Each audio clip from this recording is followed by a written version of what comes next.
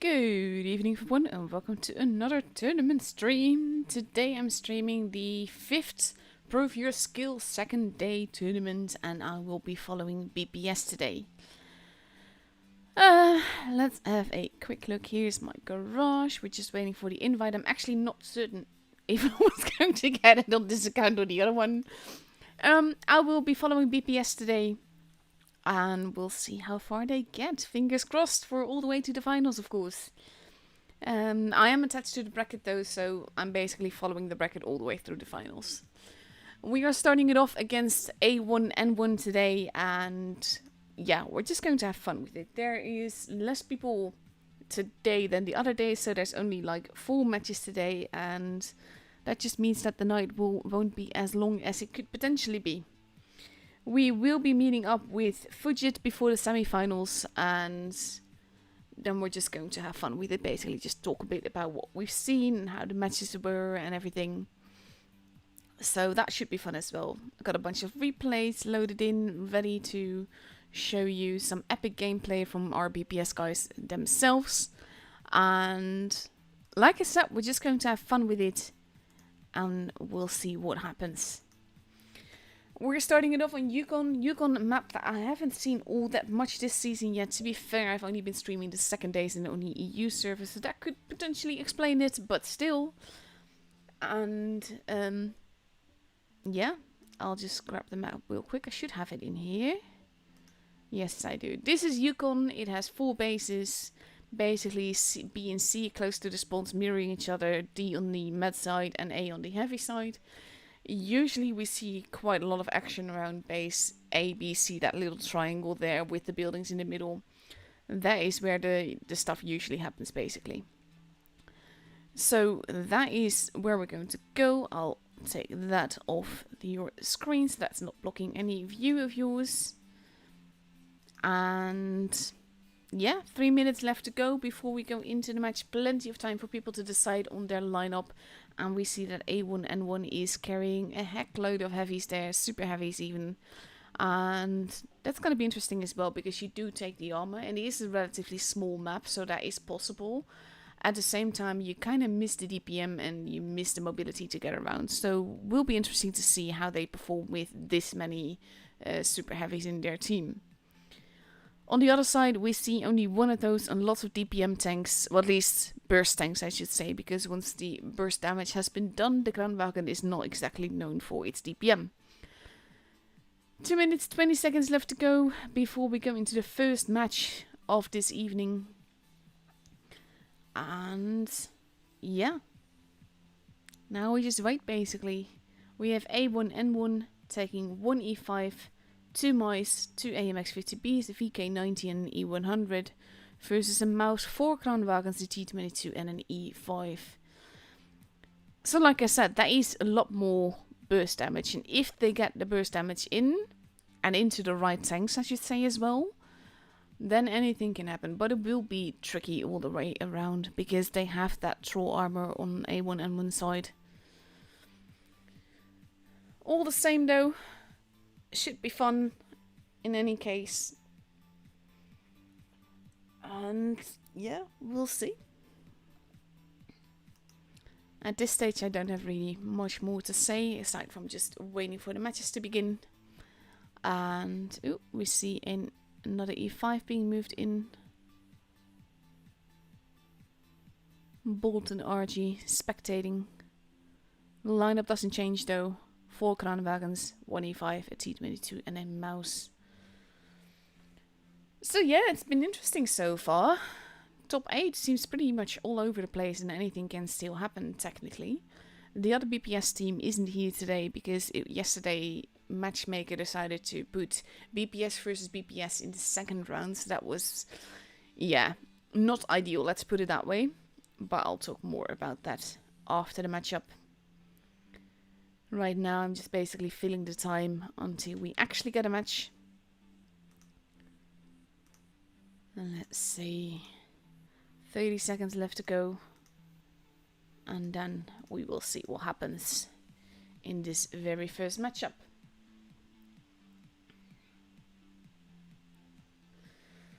This is always like the boring part. Everything is ready aside from the game itself, and you just have to wait until the clock reaches 0. But that is in 9 seconds now. So we're pretty much set to go. Let's see.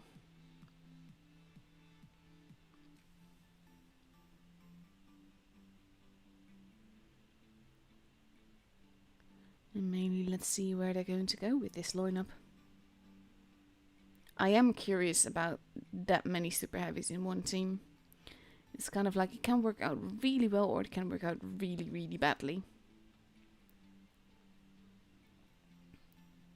If I'm not responding to the chat right away, by the way, that has to do with the fact that there's a 5-minute delay on the stream. This is to prevent anyone from stream sniping. But that also means that basically anything you say that I respond to, you won't hear my reply until 5 minutes later. So hello everyone in the chat. Surprised to see Darren here. He doesn't usually watch tournaments. But here we are. Base B getting capped. A1 and 1 focusing on the C and A side. We have 2 Kranwagens overlooking, potentially spotting anyone that is coming. Naka so far unspotted though. But this is going to be tricky. Base D is also getting capped, and that will give BPS a nice little point advantage. But there's so many super heavies. And I think they're kind of expecting something to come from the middle there. And they don't have to be potentially wrong, because the way that they're positioned, BPS is basically awaiting a push from A1 and 1. Mouse has been spotted there, as has been Foxy and Yeehaw. I can't pronounce it normally, by the way. That's probably not going to happen ever.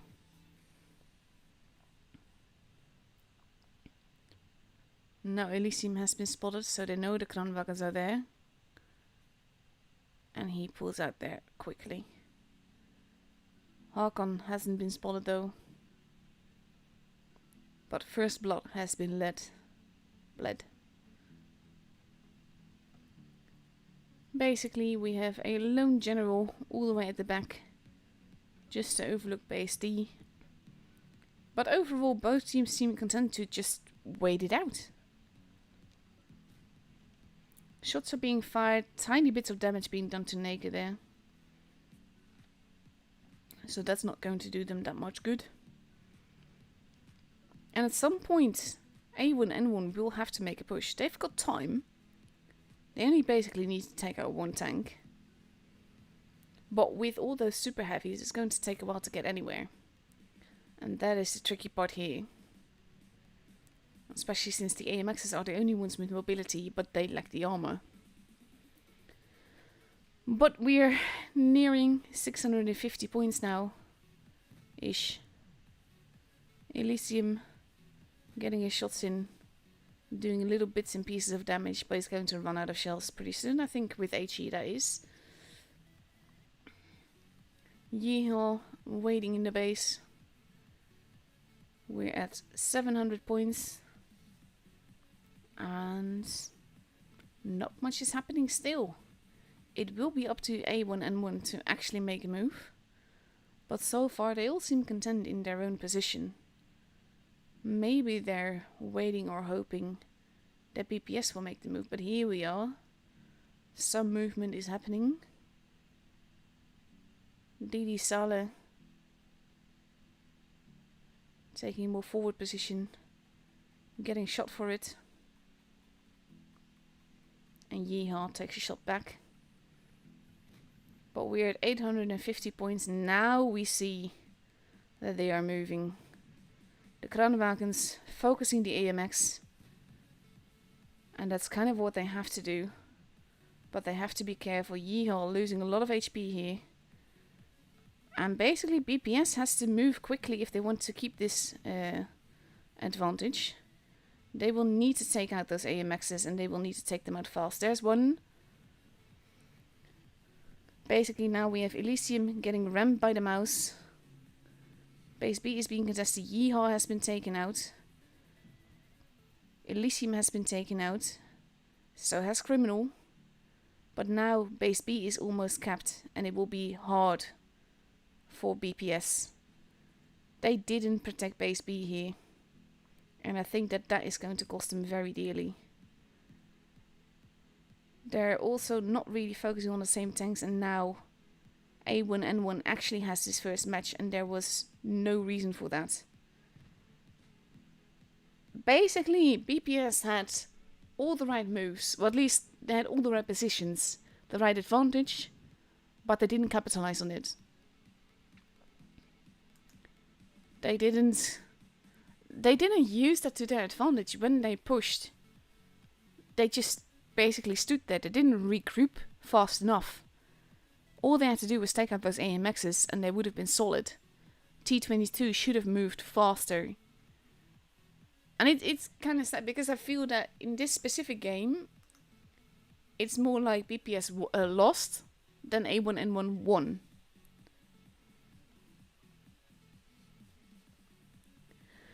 One minute and 20 seconds left before we go into the second match. With all that super heavy armor, I mean, it definitely did the trick for A1N1. But it didn't have to be that way, I feel. And now we see a change in lineup. They're taking out those AMXs, sensing the weakness of those two in the lineup that they've used. And BPS is now taking a mouse, 3 Kranwagens, 2 E5s and a Vickers, basically to get around faster. Whereas on the other side we see 2 E100s, 2 mice, 2 E5s and a Kranwagen. So the AMXs have been taken out. I think they did realize how close that potentially was.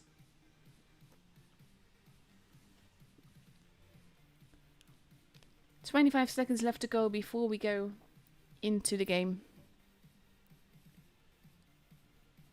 And then we'll see what happens this second match. Pressure is on BPS. It is only a best of 3. So people basically have to win 2 games in order to go through to the next round. And here we go.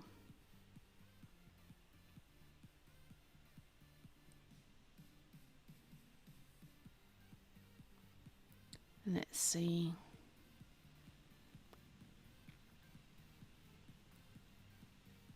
I do love this camo. I mean, it's no Needhawk. The Needhawk camo is amazing. But I do like this camo. It's pretty. Here we go.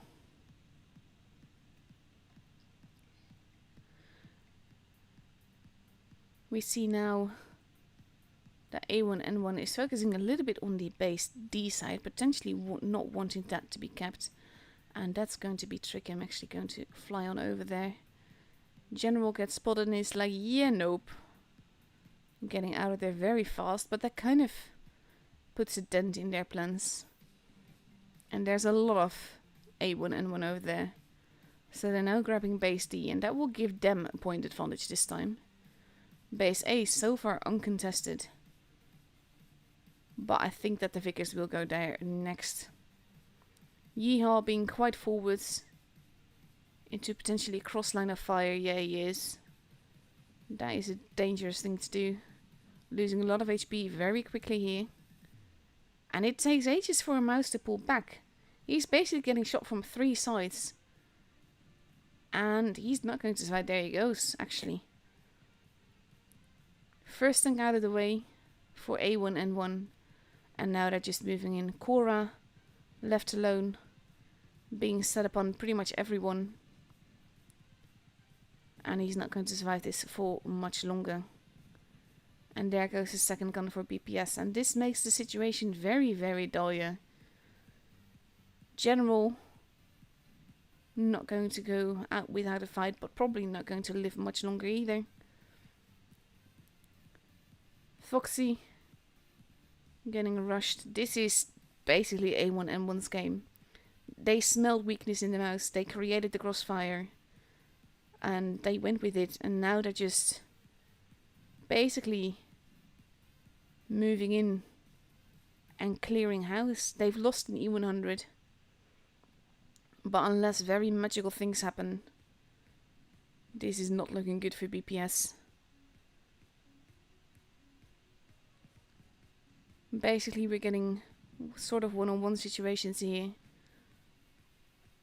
It is 3 versus 5, but HP-wise, there's nearly triple the HP on A1M1 side. And there goes H2 Emma. H2O Emma. Elysium taking a big hit here. Foxy not long for this world, neither is Elysium. And only Elysium is left with his pretty camo, which looks even better in the water. But that's not going to save BPS here. That was a very brutal matchup, and I feel that it's, like I said, in this match, A1N1 they just smelled blood and they went for it exactly as they should. And they played fantastically. The first match, I feel BPS lost. This match, it was one mistake and A1N1 capitalized on that completely. And it worked out for them beautifully. But I am sad to see my BPS go. I do really like the team and the people in it. And the people behind it as well.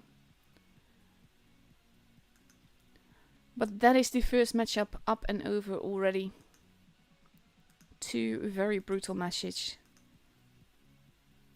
Kudos to A1N1 though. That was brilliantly played. And so we have 20 minutes before we see the next matchup. And I'm still going to show you some lovely replays before that. I promised Ollie that I would show you this, so I'm going to do just that. And here we go. Hakan and Bolt Ollie turning together in the bat chat.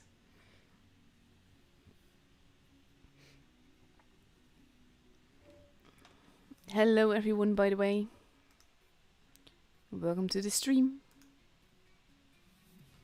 And let's have a look. Thing is, at this stage, all the individual players are really skilled. They're good and pro. Not sure what happened there. That seemed like a weird slide somehow. Let's see. Not sure what he's doing. Not sure he knows what he's doing. IS-7 has been spotted. This could be very cheeky though.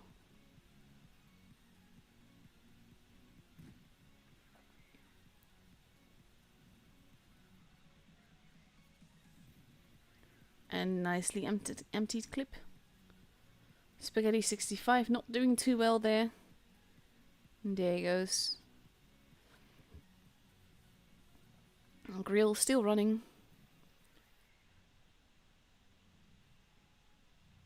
And now he's gotten spotted, so he has to be a little bit more careful. But still wants to empty his clip.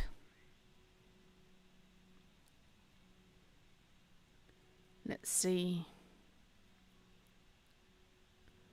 His two mates managed to get back quite nicely. Still full health.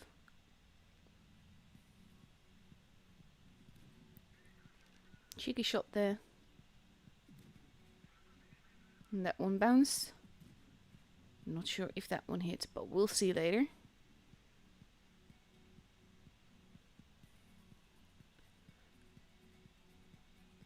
This is basically how to play the backhand. Just roll around, be cheeky, spot, get your shots in. And a lot of people use the backhand to spot and then stay in one spot, but that is basically not how it should work.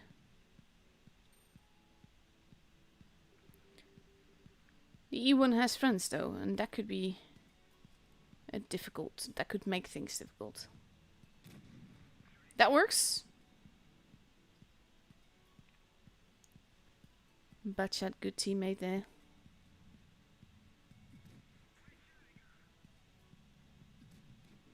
And that one bounced. But the Wolf was doing a good job, to be fair.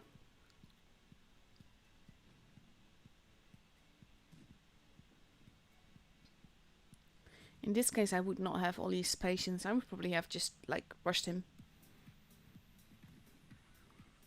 That bounce, though. Oof. No. He just wants to pass. Batchat reload seems pretty fast, though, right now.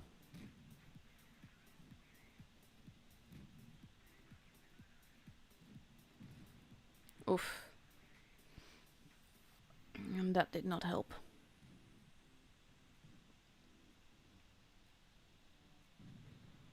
There goes the 140.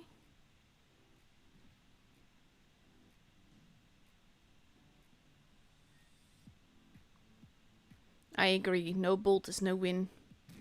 Why weren't you playing for them, Ollie? Why did you let them down?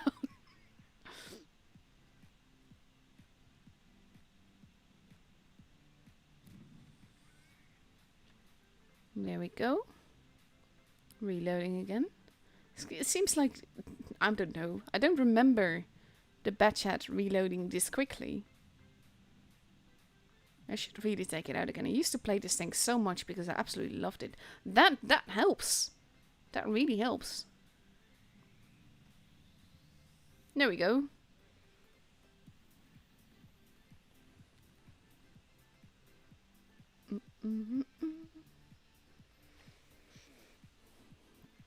This was a brilliant game though. Very smart, just relocating continuously. That is basically how to Batchat. And the Waffle was a great teammate to have. They even had 2 donuts, oh bless them. But they were also field tuning, so it doesn't bode well for them either.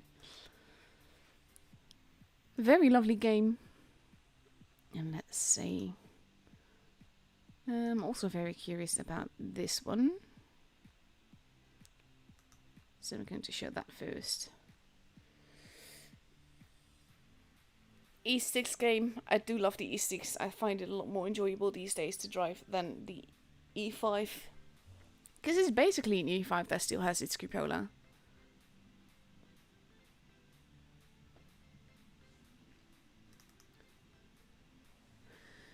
So yeah, basically what happens this season a lot is so much cheating abuse.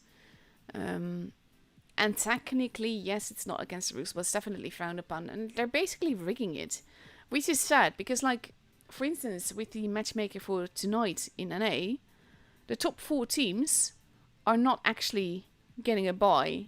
They all have to fight the first round, even though statistically speaking, they shouldn't. But because people are abusing those 100% win rate accounts, they just rig their seeding.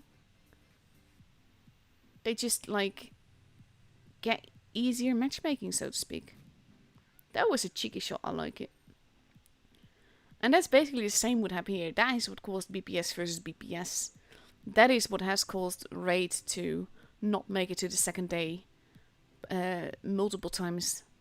Because it's just been... Oof, cheeky. Because they've been put against way too strong a team very early on in the game. And that really didn't need to happen. And if not for the 100% accounts, it wouldn't have happened. Wargaming still not having done anything to fix it is just really frustrating. And I really hope that come next season, that the new seeding system will actually be in place so that stuff can actually happen as it should. Ooh, cheeky Leo shot. This, by the way, is one of the reasons I love playing this tank, because it just works so well. It is a pretty versatile tank. And it just makes it a joy to drive.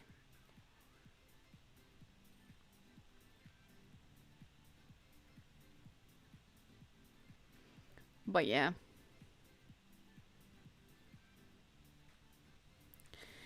It's just that, yes, I know that if you want to be top 8, you have to be able to beat top 8 teams as well. And I get that.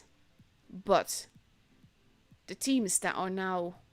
Some of the teams that are getting into top 8, I feel do not have that skill. They're good players, but they basically rig their seeding just in order to have easier matches. Nice. That Leo's not going to be happy.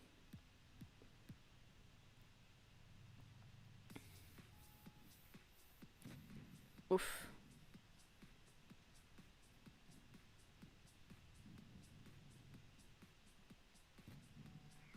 Nice little track shot. That's also a bug that I've understood is there right now.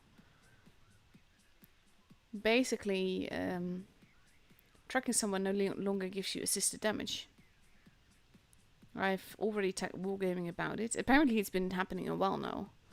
But I've not heard back yet because they're having a long weekend due to Victory Day.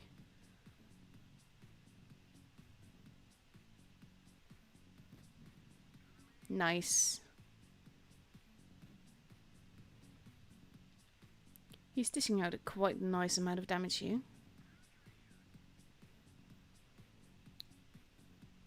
Let's see. IS-8 seems to have no clue who's there. Now he's been spotted though.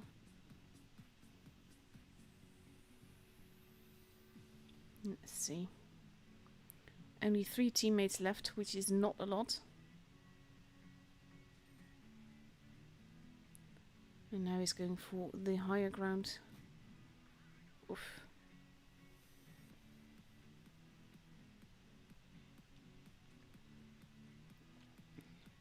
This camo looks so weird. It kind of looks like bacon, but it looks like twisted bacon or something. I'm not sure how that went in, to be honest. That was more luck than anything else.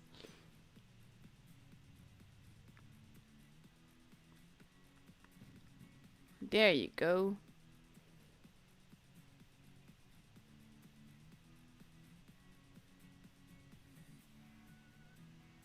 Let's see.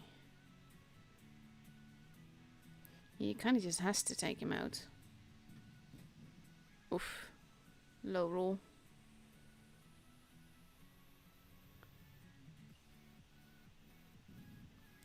There we go. And now he's alone. This could be a res in the making. Oh, that miss.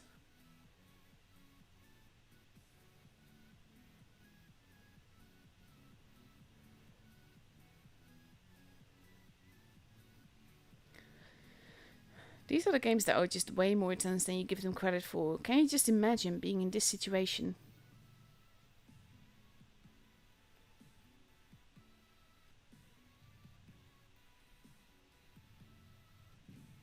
Nice. That was a little bit lucky though, because he shot as he moved. But hey, there we go. 6k damage into it.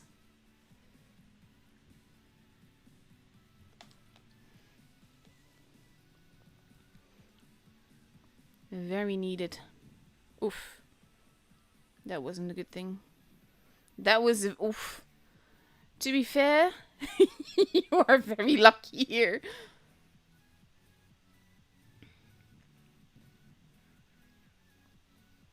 And now it's a matter of pushing into the right gun first. He's actually run out of AP.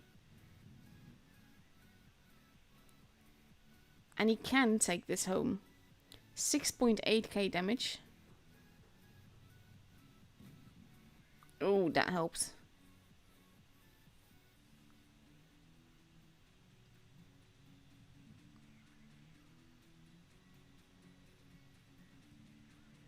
Nice little bounce.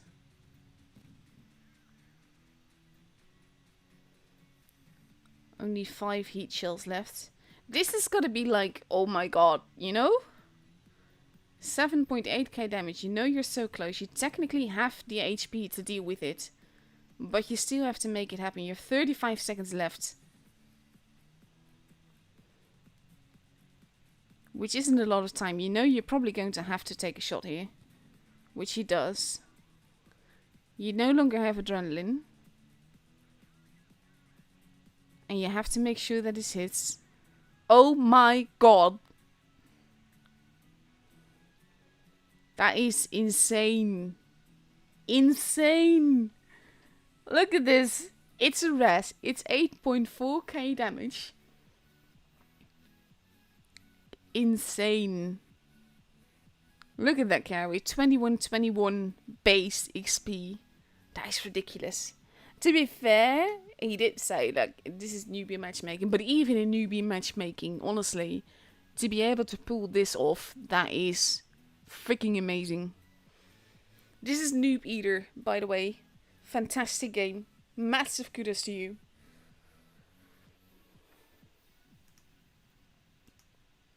So that is the second replay that I got to show you now. There's not enough time to show you more, so I'm not going to do that. We are up against Veil next. Raid and is facing Luigi, so that's also going to be tricky. At the same time, they're all top 8 right now. So anyone reaching this point should be safe-ish. So we just have to wait for the room invite to come in. What is it? 2 minutes, thereabouts? But that game just now, though, amazing.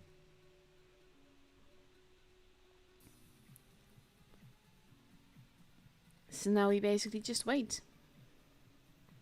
Can show you what's in the store. The camouflage thing, I don't like that, to be fair. I'm still saving up for this on my main account. This, in my opinion, is a really good bundle. It's expensive because it's a lot of gold. But Spaghetti 46 is pretty much my favorite tank in the game right now. The Action X is great. Not necessarily my cup of tea, but it can perform a lot well. Just the playstyle itself is not something I enjoy as much as the Spaghetti 46, for instance. But they're both just really great tank. And like I said, Spaghetti 46, just absolutely love it. You got more camouflages. The STG. STG is a funny tank. It is quirky. It's either your cup of tea or you'll really hate it.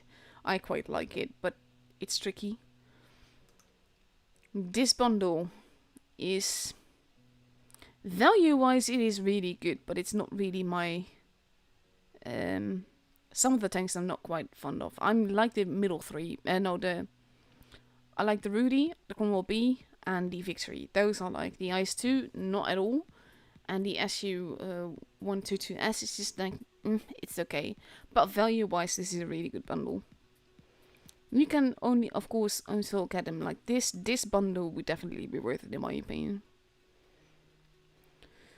For the rest, this is the tournament coin stuff and the stuff that's always there. Of course, you have here like the 260 containers. Yes, I do adore the 260, but it is crates, and there's only a 5% drop chance. And no matter how many crates you get, the drop chance will stay 5%.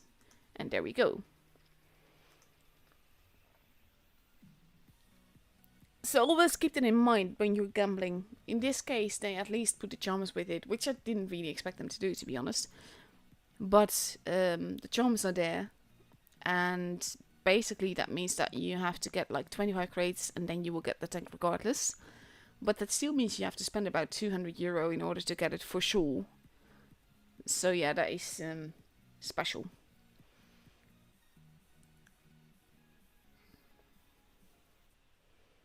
Let's see.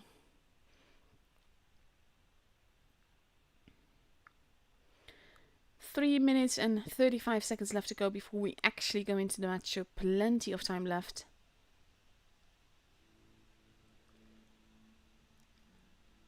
And people are still choosing their teams. Unfortunately, we are going to Camp Stilla. I call it that for a reason. This is what it looks like. 3 bases, plenty of lines of fire from camping positions into pretty much all of them. And the reason that I really dislike this map is that most often it just ends in very still-made gaming.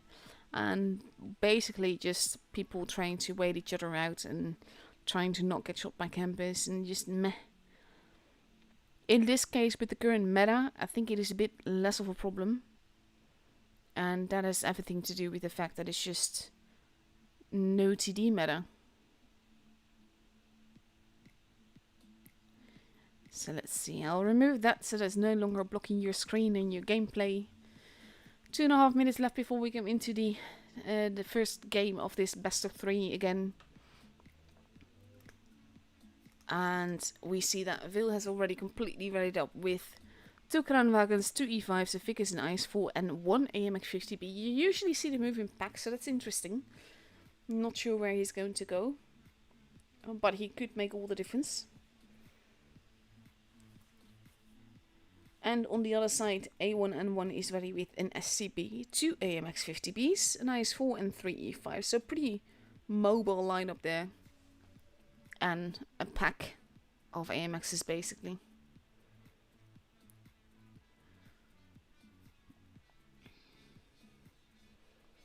Also interesting to see the STB here. I do love the tank. I still think it's not like a tournament tank because it's not a brawler. It can't really hold its own. But as a spotter and as a ridgeliner, the tank can be utterly amazing. And I think that that's going to be its role here as well. So I would expect it on the Citadel somewhere to just hold and have their have the other tanks provide cover fire.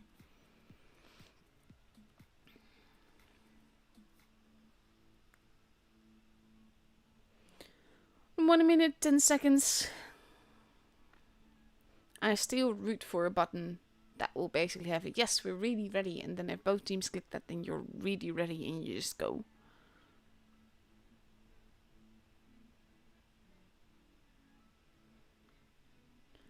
"50 seconds, not much to say at this stage. I'm curious to see where the lonesome AMX-50B is going to go though. If he's going to have a TD function or a support function.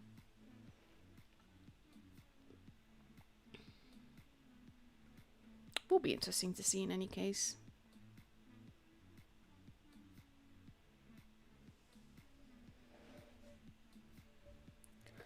"25 seconds. I'm sorry, I'm not really talking much in between. It's been a weird day.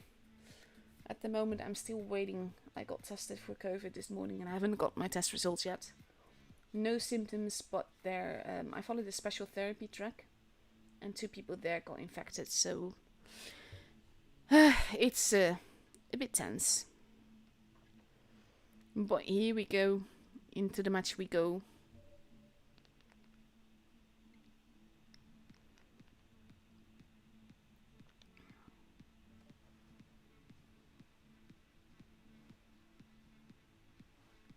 Let's see what happens on Camstilla.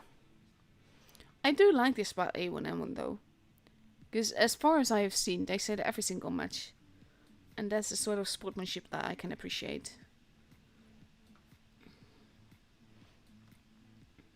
So we have Phil turning around, all heading towards the base A direction. And A1N1 doing the same thing. The good news is that might make the game less campy. AMXs are going to the middle. Probably to overlook base B and spot any campers that the STB might light up. Shoot any campers, I should say. Taste and Killer going into a very campy position. All the way on top of the hill. Wunderkind. AMXs have been spotted. They shoot. Lauro losing a little bit of HP there. Base B is being kept. Rude away taking it. Basically, Vil is losing quite a lot of HP here. And base B has been taken. Wunderkind now arriving. And Mamo almost gone. But at the same time, we see that Vil is in trouble here. The AMX has reloaded. Lauro is in trouble and Wunderkind is not actually moving in. Lauro gets taken out. Both AMXs are very low HP and get taken out. This is a very brawly match. Yori at the back, almost reloaded. Rudaway gets taken out. Varmillo not wanted to be there. Naker getting shot a lot. Yori has been spotted, is reloading again. Comedy losing more HP. I actually thought that this would go the other way, to be honest. But A1N1 bled a lot coming here. Comedy gets taken out. DD now being set upon. Formilo is being chased.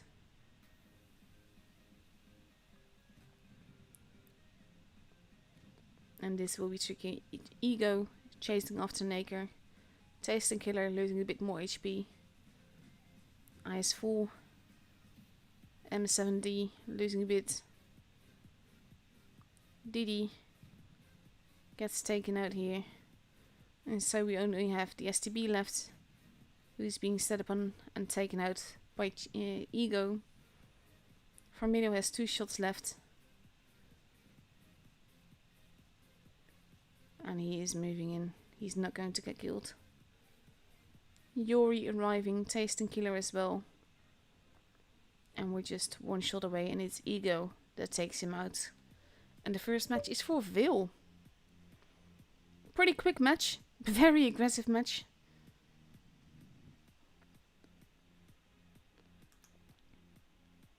This was weird though. I mean, like the way that Vil was basically being pushed on. I actually thought that that was not going to go well. But one of the shots of the AMX is missing. Not all of them did their job. And Lauro survived a reload longer. And I think all of that together, those little mistakes, is what led to this, so to speak. 1 minute 25 seconds left until we go into the second match. On Campstella. And as much as I like long games, I'm also very happy and content that that was not a camping game, so I will happily have that again. Vil now ready in 2 Kranwagens, 2 E5s, and Vickers and 2 IS4s. They've left the AMX behind. Even though Yori did do a good job with that AMX. 52 seconds left to go. A1 and 1 almost ready, but not just quite. But we see a T22. We see potentially 2 E5s, a Kranwagen, a VK90, 1 AMX, and an Object 260. Don't see very many TDs these days in tournament battles. But it is Campstella, so it could potentially work.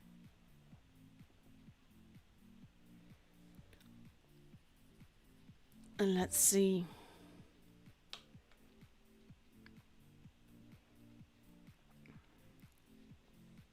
They do need to ready up though. They don't have that much time left. 14 seconds. There we go. They're back. And now we see 2 AMX 50Bs rather than 2 E5s. Let's see.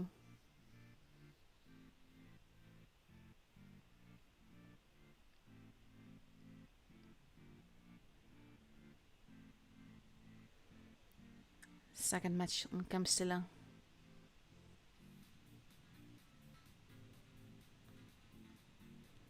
I like the clan camos, to be honest. Still more than others, but I do like them. Thank you, Mutsu. Just checked again between matches, no result yet. I'll get a call if it's positive, so as long as I don't get a call but I get an email, then it's all good. Tasting Killer being quite forward here with the Vickers. Probably going to go up the Citadel here. He's taking the normal route. Naker on the other side, doing a similar thing. Ego and M7D taking away each other's AP a little bit. No base has been capped yet. M7D is being pressed upon though. Ego losing quite a bit of HP there, getting hit by the lovely 268. But M7D is not going to survive this for long. It's a good position to be in, but in this case Vil is being quite aggressive. And they take out the tank early.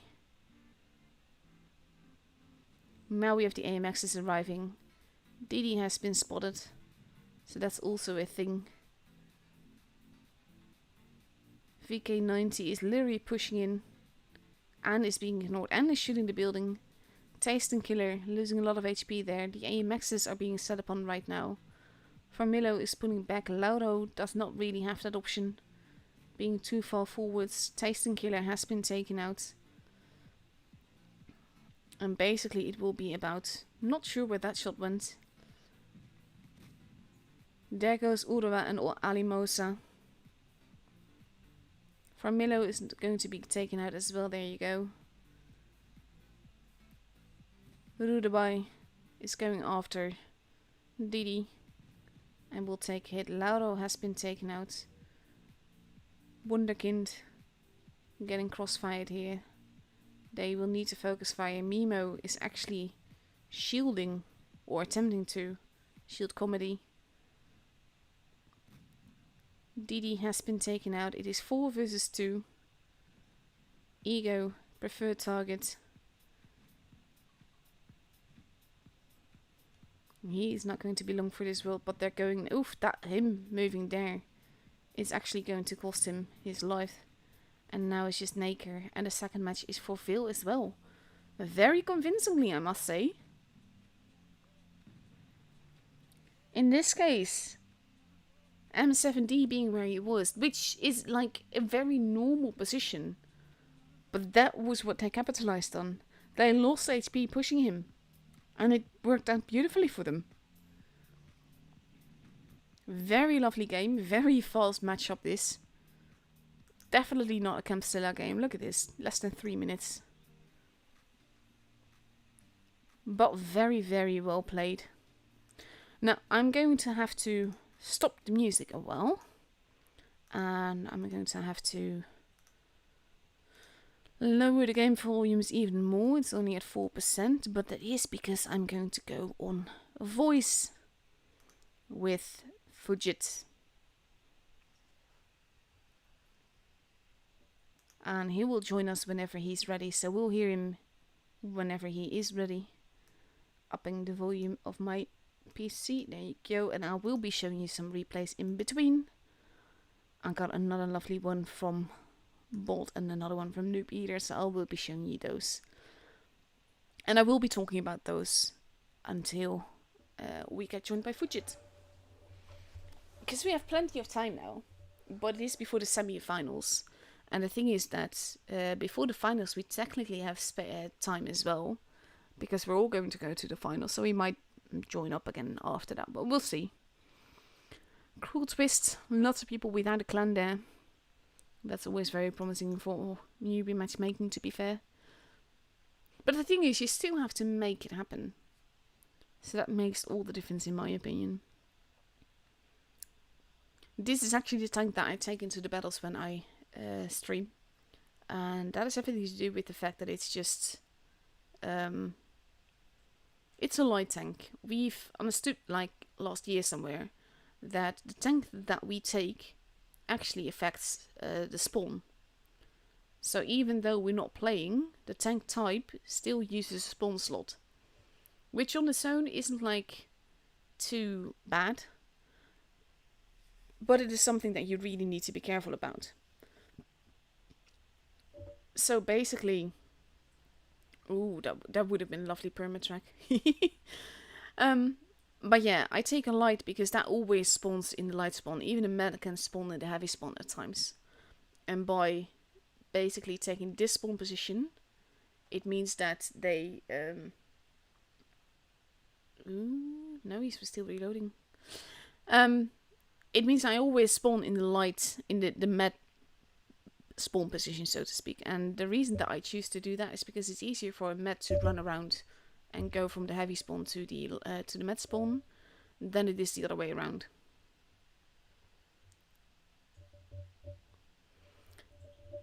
So that is why I always pick a light. And then I feel like this tank with a twisted camo is pretty much the right way to go, because it's tournaments, you know?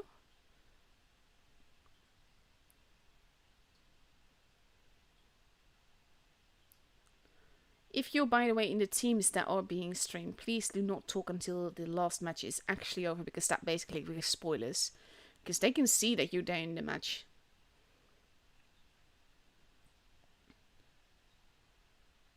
I don't actually know where the where the stream is at right now, because I'm obviously don't have it playing on YouTube right now.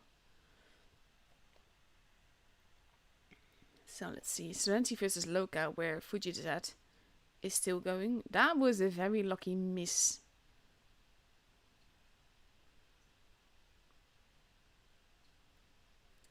Let's see. Oh no, the clan tags in tournaments are always broken. Or very often broken, I should say. So I wouldn't worry about that. Oof. Cheeky.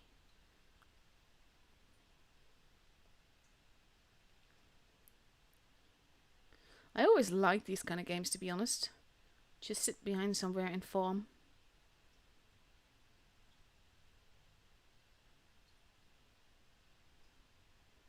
He's being way more careful in the way that he drives than I ever would, to be honest.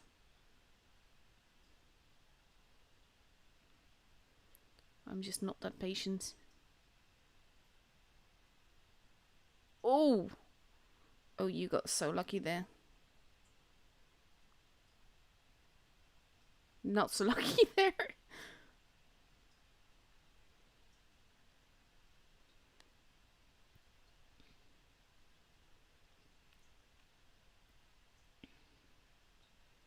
Always be careful.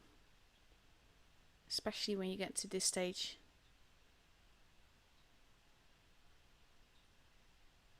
Oh, his teammate is going YOLO. That's not a good sign.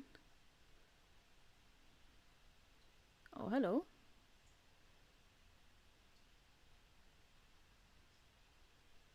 Ooh.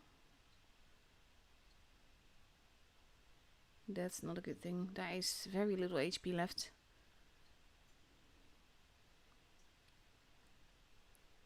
Let's see. I'm pretty much waiting for you to join us. I'm not sure how his matches are going.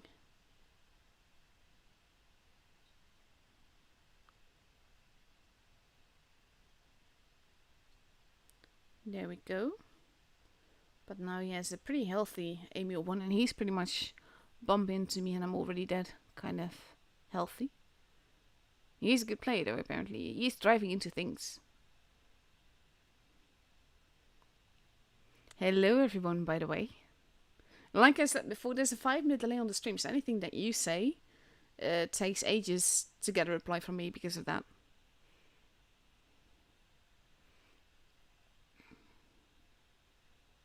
Yeah, Fudge is joining me. But that's like, I'm not sure when. We just agreed that whenever we're ready, we will like just join a certain voice channel. Boy, he's not there yet. Which is perfectly fine, mind. Oof. Just not enough time taken for that shot.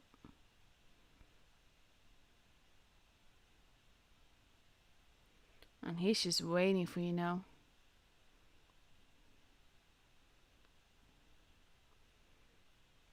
This is gonna be tricky as well. Pro gaming thinking required.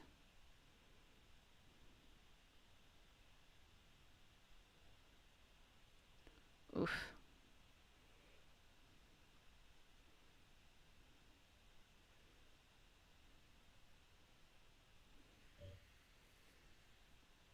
Let's see. Load the heat. Take some time to shoot.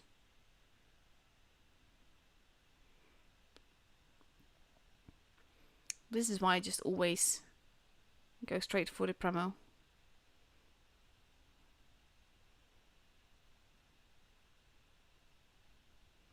This is not looking good for you, hun.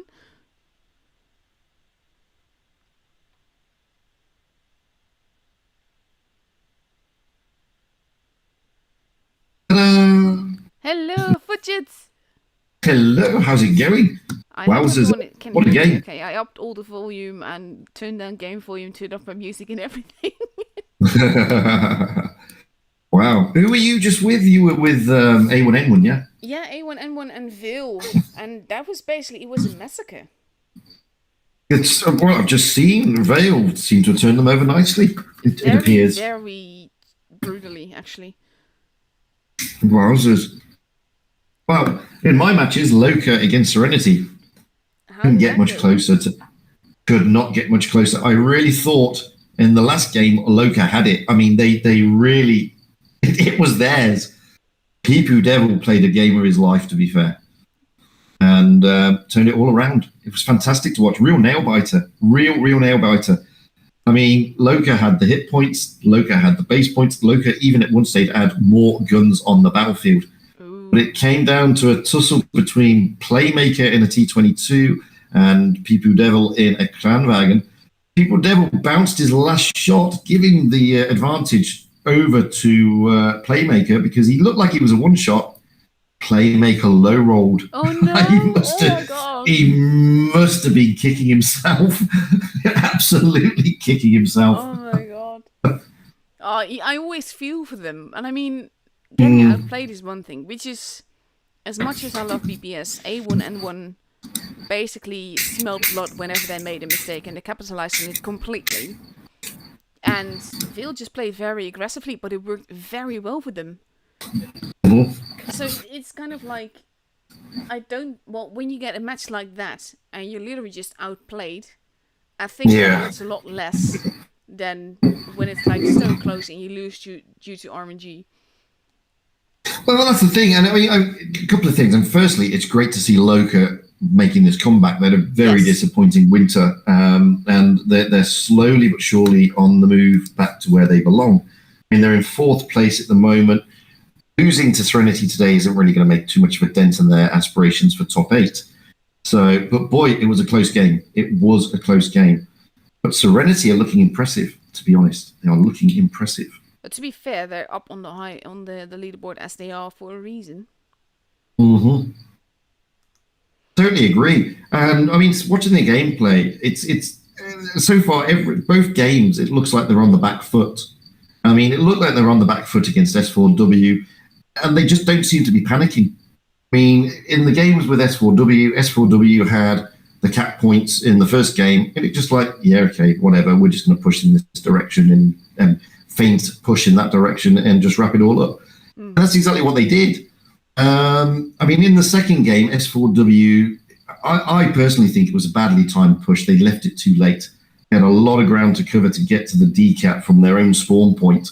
And Serenity just have this amazing ability at the moment to put their tanks in the right places. They kept some really good positioning. They were, again, just able to take it. But Loka was a bit harder for them. It was 2-0, but that sort of is a misrepresentation. It sort of doesn't give justice to Loka. It really did hurt. They did hurt Serenity in both games. And in both games, I thought Loka were going to get it, to be fair.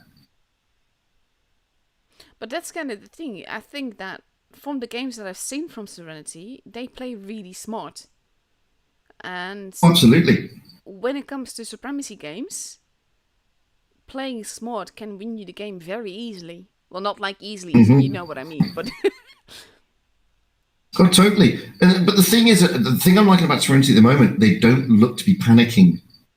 No. I mean, they probably are. I mean, Peepu Dog was probably panicking like heck a minute ago, but it doesn't appear to be that way. And they just seem to be, you know, their focus fire seems to be very nicely coordinated. They seem to be moving to their positions, you know, as a unit with good communication within the team, and it's good to watch. It is good to watch them develop this way because we all know that the likes of Endgame have got great focus fire and coordination. Yes.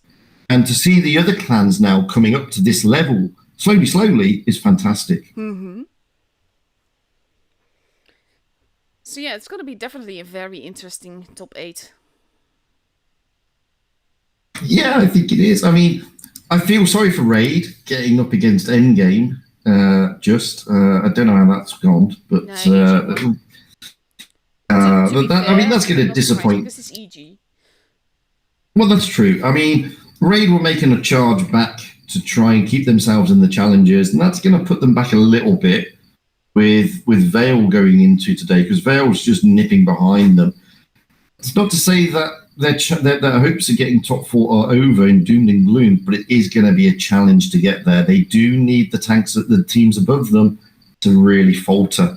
And looking at those teams, I mean, IW are very good. Reti are playing well. Sparta have been very impressive. So it's a toughie for both those teams. And Raid to be disappointed that they drew against Endgame in a quarterfinal. To be fair, in the quarterfinals there, they won't be over the moon about that. I was talking about that earlier. Just the seeding abuse, how that seriously ruins things this season. Absolutely. Absolutely. And the problem is, and a lot of people don't understand it, they just think, oh, it's just a couple of 100% win rate counts. When the groups are decided on the strongest, weakest principle, they only take the top 7 best players.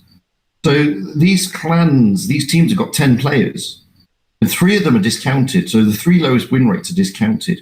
Now, if you've got a clan with 3 100% win rate players who are all going to sit on your bench and never play, you've already got a massive advantage. Yeah. And this is why you're seeing these buys, and you're seeing, these teams getting into buy rounds, without facing serious opposition, pushing the clans who are not manipulating it into draws like Raid against Endgame in the quarterfinals, basically. And yeah, I mean, I'd love to be able to sit here and say, oh, these clans are outrageous, but in fairness, Wargaming haven't addressed it. We've pressured them. They haven't sorted it. They've given it green light, so to speak, which isn't the right message, to be fair. No, it's just totally. not the right message. I will still not agree or talk in favor of any of the clans that actually use this. I get and everything, but that doesn't make it okay. Oh no, I can't disagree with you there. I can't. They've got to stop it, but at the same time, whilst I can't fully sit here and say, oh, you clans are bang out of order, I can't actually sit there and say that this is a good thing and everybody should do it, because that then makes a mockery of the entire thing. To be fair, I kind of feel that in this season, knowing beforehand that that this would be allowed, I kind of do feel that everyone should have done it, because that's the only way to even out the matchmaker then. Well, that's true. It is the only way to even it out. But clan, I know of some clans. I did a tour talk with Rolling Swarm, and where people jump in. And some clans, for example, Vibes, refuse to take part because of this. Because they know that their overall win rate isn't going to be, absolutely amazing like these top teams. And they're refusing to put 100% win rate accounts into their team to gain that additional advantage. So it's been a mixed bag. Some teams have said, well, okay, let's bite the bullet. If you can't beat them, join them. Other teams have said, I'm not taking part because I refuse to do that. And I sort of understand that. And it's caused a lot of consternation throughout the tour scene. Yeah. Especially on other servers like NA. it's disastrous for them. From what I've understood is that all the top 4 teams of NA, and NA is fairly predictable in that matter throughout the years, none of them got a buy. And it's actually the 100% win rate accounts that got the other teams a buy that shouldn't have gotten a buy. Absolutely. And this is, because the NA server and the tour scene on NA is so much smaller clan-wise, it has a much bigger impact. It has a huge impact because it doesn't just affect the group stage, the final stage. It also affects the group stage, and you get to see the top clans like Joker, who are riding. They were riding high. Their win rate on the strongest to weakest principle is actually quite low compared to, say, one of the other clans. I can't remember off the top of my head, who've got 3 100% win rate accounts. But that's just pushing them up. Yeah, they're not in the top 8. And, it's forcing Joker to come up against teams like Pramo in Rain. Now, Joker are good players, don't get me wrong. They're a great team. But they're knocking out the likes of Pramo, and they're beating the likes of Pramo in Rain. It's causing this issue across the board. I just read, apparently you're mega loud, so I'm sorry, I've only just now adjusted the volume. Oh well. Oh, well, there you go, look. So yeah, it needs to change. It does need to change. And I know Wargaming said they're working on it, but for the love of the game, they need to work on it a bit quicker. Because we can't do another season, because if it goes like this, it's going to be a disaster. Either everybody's going to do it, or people are just not going to take part. And if they don't do it for the summer tour, it will just be a disastrous summer tour. To be fair. Yeah, I'm very curious to see what they're going to do. What they're going to do for summer tournament at all, to be fair, because last year it was tier 8. So that's Mhm. something else entirely as well. So I don't know. I But think Sirius did say officially that it's not going to be a tier 8. So I'm just hoping it's not going to be a tier 6. technically speaking, possible. Technically speaking, it is possible. So I'm just hoping it's not going to be a tier 6. It's definitely going to be a tier 10. And to be fair, the tier 8 didn't work because whilst No. it opens the game up to a lot of other players, all you're going to get then is the 252 Chimera spam and the Action X, It which is is this, exactly what they got. tier 8 is the most pay to win tier in the game. Mm-hmm. I mean, yeah, I am discounting the Smash and Annihilator, but those are only 2 tanks. In tier 8, every tank Mm-hmm. that you would have to drive is pretty much a perm tank. Oh, indeed. And, it's not just that. I mean, when you've now got the Emil 2, which is a fantastic tank. I mean, it's a fantastic tank. And then you've got the Emil 1951, which is also a fantastic tank. And, I mean, the Emil 2 is like, it is almost tantamount to the same as a Crown Wagon in Tier 10. It's got that ability. The only And, difference is that you've got... since they nerfed it, it's not nearly as competitive because you can just shoot it in the face. Correct. But it's still, oh, dearie me, it's still a bit... it's still a dangerous tank out there in the right hands. And if you've got a couple of those, a couple of Action X's, and a shitload of 252Us, it makes a mockery of it. How do you want to do this, really by the does. way? Do you just want to talk, commentate alone, and then talk again, or not, or Well, just no, commentate together? well, let's just commentate together, may as well. Yay! I don't see what the problem is. And to be fair, I much prefer. It's just so much more relaxing because you have just a lot of less empty space to fill, so to speak. Totally. I mean, we're going out on Alpenstadt with Vale and Serenity. Vale's already lined up. What are you thinking of their lineup there? Let's see. Basically, just pretty meta with the figures as a spotter. I would expect overall action around base B and A here. It's not necessarily a C lineup. Just for those who don't know, I mean, Vale have got Wunderkind back, which is great. We lost Wunderkind, but he's come back, and he's a great player. Is Wunderkind? He's a beast. So yeah, he is, and he's a great. He's been welcomed back with loving arms. Let's put it that way. Serenity, well, both teams are taking a traditional meta here, so it's not like the end game. Let's try diversity like they did the other day. That was really funny though from Endgame. Yeah, it was, and it's nice that they did things like that to show that it's not just the standard meta. But I think it was. I think Chocolat came onto my stream and said it'll never happen unless they sort out the Kranwagen in the E5 because they're just too dominant. Yeah. And you can see that. I mean, a lot of the clans are taking Kranwagens and E5s. Even the IS4 is taking a back foot to an extent. It's basically only used as a sort of like holding tank, the Ice 4 days. Because it's just got that little bit more armor. It is now. I mean, it's nice when that you see them taking different meta. You can sort of predict on certain maps. I mean, I'm surprised for Alpenstadt we're not seeing any super heavies like a Mouse or an E100, which likes to sort of harass around that B cap. True. With both teams going for mobility, realistically, mobility and haul down capability. Just looking at that makes me think, have they got the same strat in mind? Not entirely. I think they're both... I'm not sure about Serenity, but Phil has so far played pretty aggressively. And basically just catching tanks out alone. Like on Camp Stilla, you had one lone Kranwagen from the north side on the hill with the windmill, not the Citadel, but on the other side of the map. Mm-hmm. And Phil just pushed him. And there was pretty much nothing A1N1 could do about it, because after that they just kept rolling and just went for it. And they drove a sort of similar lineup to this. This has basically been their lineup just throughout the evening, as far as I've seen, because I only saw them the last matchup. But with that kind of aggressive gameplay, you catch your enemy off guard.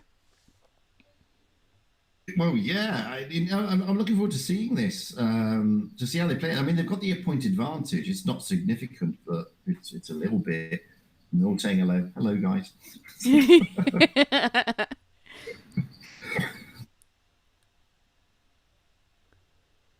Interesting. I'm looking here at Lotto, Ego, Chihai, and Jori are all heading out sort of wide-ish, with the rest of the team sort of looking from the middle area. Tasting Killer really far forward there with that spot. Yeah, but that's the thing. There are 2 spots here on this map on this side where you can spot aggressively without and getting away with it, basically. Mm-hmm. Even though that's very dangerous to do in tournaments, you only have like a split second. You know you can't stay still for a shot. It's just basically seeing where they are, and now they're very aware of where everyone is on Serenity's side. Yeah, but I mean, it's like what I do when I'm doing the tours and we're doing Alpenstadt, where people jail just was in ears vickers. I mean, on public games, they normally go to the train tracks and get those spots, but in the tournaments, you generally get them going to where people jail just was. Now he's rotated out completely. It's a good. This is what I'm saying about Serenity. If you look at their line on the mini map, they're all in a very nice defensive line, except Pipu Plas, who's now coming in. They're in this beautiful line, ready to react to any part of the map. Yeah. And in this case, Veil will have a slight point advantage, but basically, they've got less map dominance. But at the moment, I mean, Loro is quite a way forward there. He's taken the A cap and just pulled out a little bit just to annoy Pipu Devil, Flytix, and Days. But it's over the other side. I mean, Tasting Killer is being focused a little bit here. He's got to get into safety. And the thing is, he's not alone. So if he tries to push C, he's going to get hurt a lot. Mm-hmm. So he's not really able to do that. Now it's a little bit more even, but I still feel that Serenity is dominating more of the map than Veil. That's also to do with the positioning. I feel that the south spawn, well, not south spawn, basically the red side for me, the Serenity side, has stronger positions than Veil's side. I disagree. I mean, it is not an asymmetrical map, and that side where Serenity did spawn does have a slight advantage, to be fair. But I mean, Veil are doing okay here. I mean, they're sort of defending in depth around the A cap. The Krautwagen of Pipu Dog is getting very aggressive there. Yeah, but he's not doing this to cap, because even if he gets reset, he's just staying in there until they have the point advantage. And then Veil will have to make the move. Now it's even, so he's going to go in just a little bit longer, just to get that advantage. As you can see here, I mean, at the moment, Veil have been, they had the hit point advantage, now they don't. Yeah. But this was also just very clever gameplay by Serenity. This is what they've been doing all tour. Every PYS, they've been doing the same thing. Not panicking, taking it coolly and calmly, and putting their tanks in the positions that they feel they can react best to any position on the map. And if you look at the way they've stacked their tanks up, they can react to any cap. He's actually getting it now. Yeah, and look where Spitfires is. I mean, Spitfires is just overseeing the B cap. They've got, they've taken their eye off the C cap, but that's not going to bother them too much. They've got like a near 100 point advantage now. Mm-hmm. Yeah, exactly. It's not going to bother them. I mean, Pipu Joe may be a pain down this side and sort of remind them that he's still there. But it's this A cap area that Serenity, and what they've been doing in most of the games is trying to get the other team to sort of draw onto them. Yeah. But that you could also see that with Lauro, because every time he poked out, he got shot repeatedly. Just for being there. Yeah. As you can see here, now, Veil have sort of been spurred into action around the B cap. And again, look, Pipu Plas is able to rotate in. Spitfires has dropped down to a period of safety. Pipu Jail is rotated in as well to help out. And Wunderkind is just getting smacked. And that's the clever way that Serenity plays. For me, it's lovely to watch them play. And you can see why they are basically the one making EG work for it. Mm-hmm. Yeah, and they've been playing like this for the whole of the PYSs. and it's been really beautiful to watch. Yeah. Really beautiful to watch. There's just no panic, good positioning, good movement, good communication, good focus fire. I mean, Emilio may be able to give Pipu Platt a bit of a hard time here. He does. So Pipu Platt goes down. But Ego Chihai's gone. Jor is gone. Loro is in a world of pain. Wunderkind not looking too healthy either. Basically, it's going up pretty evenly, but even if they don't really survive, there's so many low HP targets on Vale's side. Mm-hmm. Yeah, there you go. Over. Yeah, there you have it. Very patient play, and I kind of like that about Serenity. It's just kind of like watching chess. They've been incredibly patient, and I keep saying that, very collected, and very calm, and they've been cynical in their movements, and you can see they've been working on it a lot. I mean, they played a very good winter season, don't get me wrong, but they weren't as coordinated as they have been this season. So they've obviously put a lot of work in between winter and now, and it's all coming to fruition. And Vale are not a team. They're not a poor team. They're a very good team. They were top 8 in winter, and Serenity have just managed to sort of say, no, calm down. We are going to control this. I am very curious as to what would happen had Vale actually played as aggressively as they were on Camp Stella.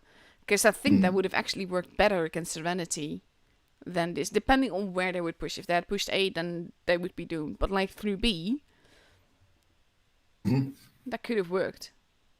And now they're definitely going for a way heavier lineup. Yeah, I mean, I expected that. But then again, I mean, Serenity also are, so it's sort of even Stevens again. So I expected to see, some form of super heavy on this map. There normally is, so it's interesting. Yeah, I mean, I'm liking the way Serenity are playing at the moment. It's very, very cynical movements, and they are making endgame work for it, and that's fantastic. It's not that I've got anything against endgame, but they've been so dominant.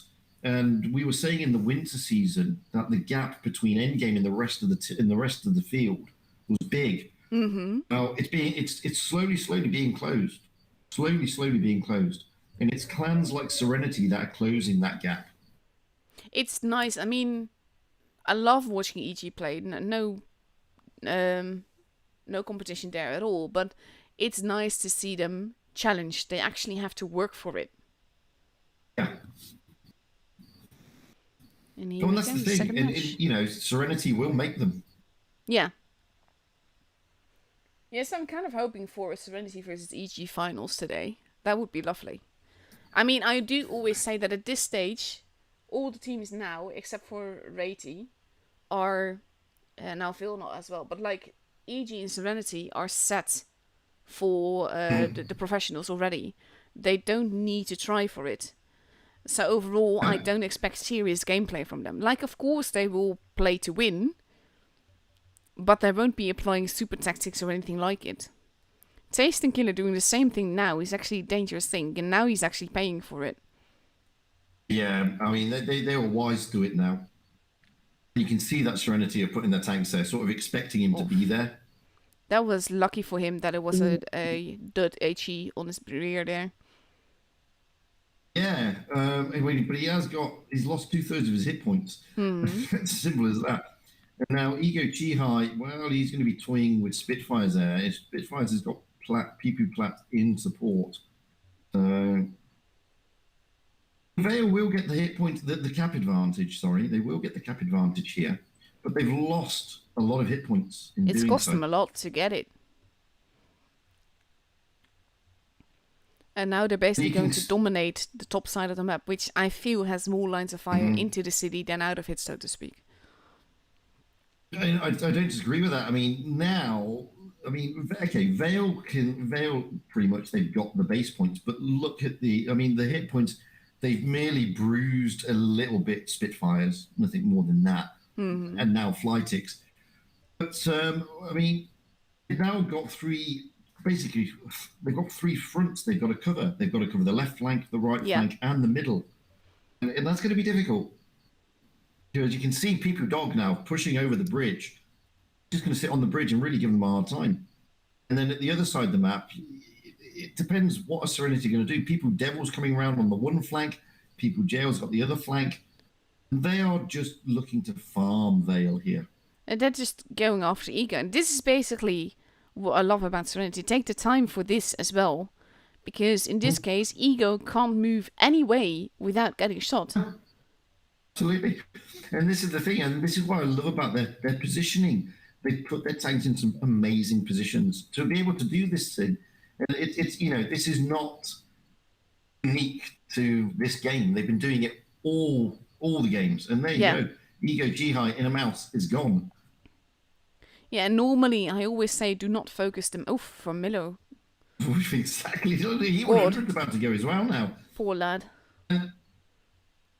This is the thing they're saying. They're calling out the targets. Do this. And you saw there, Vermilo got hit by about 3 or 4 there. Down he goes. So, I mean, this is definitely Serenity's. Yeah, absolutely. But it's just beautiful to see it develop. Because it basically all started with Ego being in that position. And he couldn't do anything. Exactly. And this is, I mean, Jory is having a hard time. I mean, there's 3 of them. I mean... Did you see what happened to Rudawa? Unfortunately, yeah. Oh, poor guy. I mean, it's funny to watch a tank get sandwiched by 2 mice and basically hacked to death, but it's kind of sad as well. No, poor old Wonderkite. Well, he's not going to go down, but he was the last man standing here. He had 300 hit points. And this is how Serenity have been. They've been this cynical. And it's been beautiful to watch, as I said. It's 10k damage between the 2 teams. That's also saying something. Just with that crossfire and that patient gameplay, they worked them in. Yeah, like I said, Ego could not move in any direction without getting shot at. Oh, absolutely. And, I felt a bit sorry for him. But, I mean, if I'm being totally mean, Ego shouldn't have been there. It's the wrong call, especially if the team are going to the C cap. If there's nothing going towards the A cap or even spotting on that flank, then you're opening it. You're putting a tank out in the open effectively. Ego should have been over the other side of the building, where one street over, would so have to had speak. support. Yeah, exactly. So he would have had at least some support from his team. Now I don't know if that's a call. I don't know if that was Ego's decision. I don't know if that was the strat. If it's the strat, then obviously Vale have got some scratching of their heads to do to say, well, maybe we shouldn't have done that because Ego was just farmed to oblivion from the other side of the map. And there's nothing, you're right, he can't go forward, he can't go backwards. That position, normally you would drop back down into the creek-type river area. Can't even do that. There is nowhere for him to go. And that's the thing, for normal games, this would be a totally acceptable position and would be weird to not be there. But versus Serenity, basically this is what makes them a potential match for EG. Just that whole playing it patiently, but also reading the game more. Yeah, and I mean, I normally say when I'm streaming Endgame that the thing that Endgame like to do is dominate the map, and they like to control the battle. And what you're now seeing with Serenity is exactly the same mentality. Yeah, controlling the map, they're controlling the battle, and they're forcing the other teams to play Serenity's game, not the other way around. That then becomes a bit of an issue. The other clans. Crap, wrong button. Never mind me.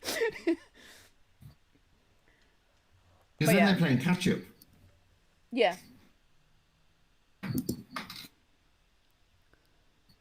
But I can't fault Serenity. I mean, Serenity have been playing so well. They really have. And, I just hope that it continues along this line for them. And you're right. Even if they get the final today against Endgame, we're not going to see super duper strats. They're not going to give their game away or their hand away at this late stage with an eye on the Pro Tour coming up. They're going to keep their other strats close to their chest. And I can't blame them. The thing is that they really do not need to show their trump card. No. There's absolutely no reason. Totally. And that's the thing they need to do. And, they're still going to give it a go. They're not going to roll over, obviously.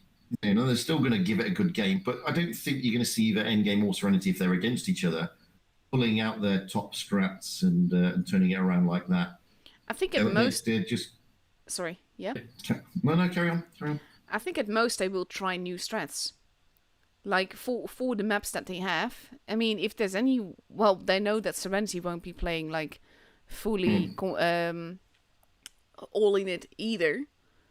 But you can test a little bit as to whether something works or not. And if Endgame's previous is anything to go by, they're going to try strange meta. Yes. And to be fair, they will be very funny to watch. Absolutely. And I mean, they like doing their strange meta. And okay, as I keep saying, Chocolate says it's to diversify, which is a great thing to say. But, in the one game, it was just all auto-loaders. I mean, they played some strange stuff. But they've made it work. They tried it. Who did they try it against the other night? They tried it against somebody the other night. I think it was Serenity, and it didn't work. So they went back to a traditional meta in the decider. Interesting. I think that was Serenity. So yeah, if they've got Endgame, then I'm expecting some strange meta selections in the first game at least. Yeah, they do have Endgame. It is Endgame versus Serenity, so that's going to be fun. There you go then. So we are going to see some strange and confusing meta, maybe from Endgame. I mean, as you said, and as I've been telling everybody now, these two are very safe. It doesn't matter where they come in the table on the PYS. What that matters is getting into the Pro Tour. Doesn't matter if you come 7th or 1st. Doesn't actually matter. Exactly. So yeah, I always remind people of that, because even with the previous skills, some people just expect really epic gameplay. And though it will be epic in its own way, it's not Die Hard. No, it's not. I mean, they normally reserve that for the next stage. I mean, they'll pull it out if they feel that they're up against it and they may not make the top 8, but they should. But then it sort of it doesn't help them, and we've seen that. I mean, sometimes they try a bit too hard, and then it just they make silly mistakes, and it doesn't help them. And with the greatest respect to Raid, they've made a few silly mistakes in some of their games for spring. Be honest with you, because they've been hard done by, and they've been trying to get back into the top 8. Loka, on the other hand, have sort of resisted that and just played steadily and kept their footing. And in Vale, again, we probably just saw they're probably trying that little bit extra harder, get those additional cups, because they are currently in the Challengers Tour. Simple as. And they want to get back in the top 8. So you get mistakes being made at that level. I mean, they're not infallible, these guys. They're totally not infallible. Someone in my chat just said, so calculative, it is beautiful, even though I feel sad for Vil. And that's exactly it, really. Absolutely. But as I've said, I mean, I love watching when teams play like this. I mean, Vale is my clan. I love Vale to bits, and obviously I'll wave a flag for them every time. But you've got to admire the gameplay Serenity are pushing out there. And it's not like the guys from Vale are not good players. They are fantastic players. Great. They're top 8. They're brilliant players. And it's not like, Serenity is just full of all the best unicums on the EU server. It's just that they seem to be more coordinated. They seem to be more relaxed, more chilled, and more focused. It's just that. And, regardless of who you love and who you hate, when you see clans playing like this, it's just brilliant. Yeah. It's brilliant. For me, that is why I stream tournaments. For me, it's not about the stats or specific people. I stream for those calculating games. That is what I just love watching. Yeah, I mean, same. I mean, I love the way that, it's trying to get... I mean, at the moment, because we've got the free cam now in the replays, I love doing sort of overviews of the maps before we go into the games. And it's just so difficult to generally predict what strat they're going to pull out, especially the likes of Serenity, because they play a different game. I've not actually stopped playing doing the that. With the previous meta that we had, gameplay was pretty predictable because you had T22s, FV215Bs, and E5s, and that was basically it. And that is very different now. Yeah. Oh, absolutely.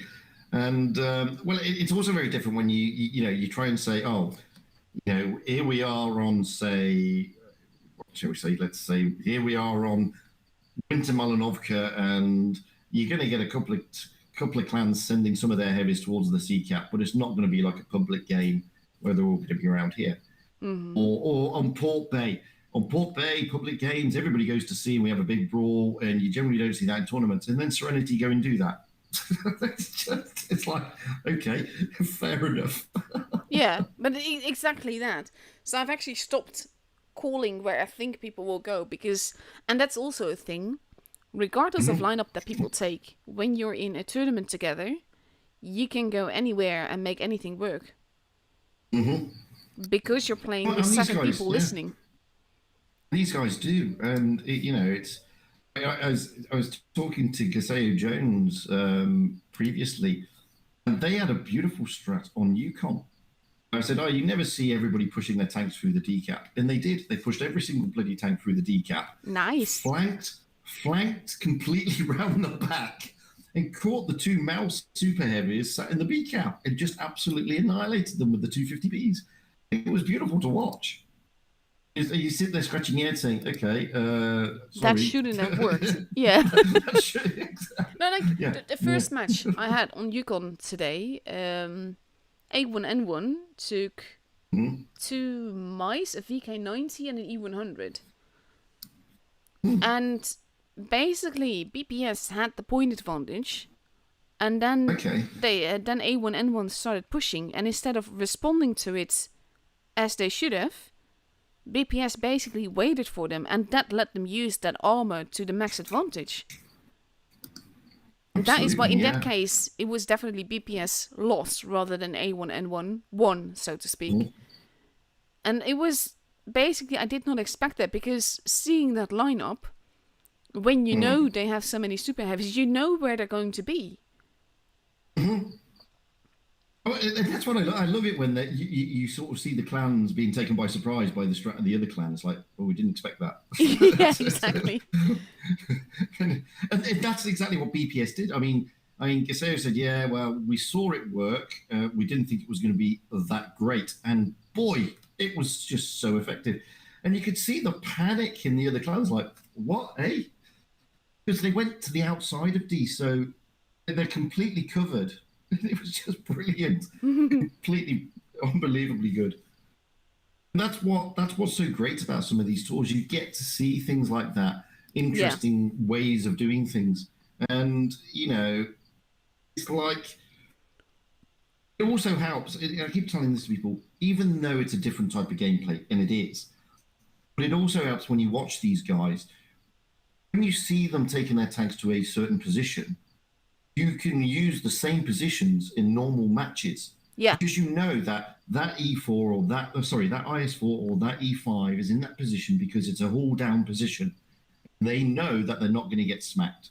I do want to add a note to that, though, because I've also seen on Normandy teams take Leos and they put them in the TD spots. That is not what you should do in random battles. No.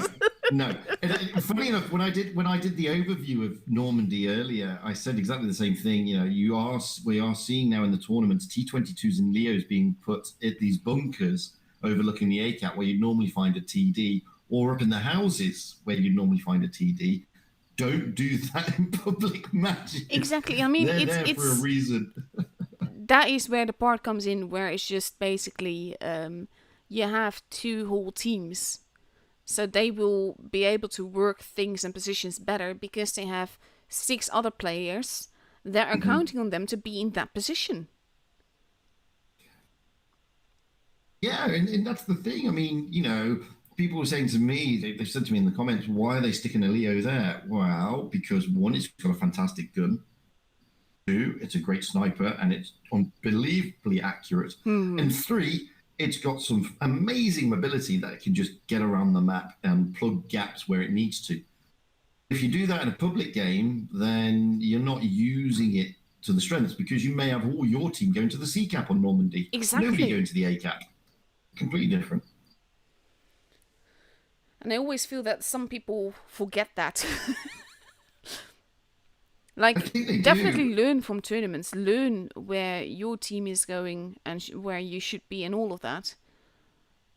But just, like, don't take everything for granted. Do still use your brain. Yeah, it's like the other thing I've been saying to people, because, again, a lot of people forget this. At this level with these guys, every little teeny tiny mistake is sort of magnified. Yeah. Because their opponents are equally as good. And they've got equally good win rates and they're equally good players. And it becomes, unlike a public game whereby you can bounce the tanks here and there and get away with it, here you can't. Every shot needs to count. And, you then start seeing, I mean, we've got people devil in my chat saying, hi, people devil. It's like that one there. I mean, I felt so sorry for Playmaker. It looked like he low-rolled in his T22, leaving on like next to no hit points. And in a public match, you probably get away with that. In a tournament match, you don't. And it's brutal. It's absolutely brutal.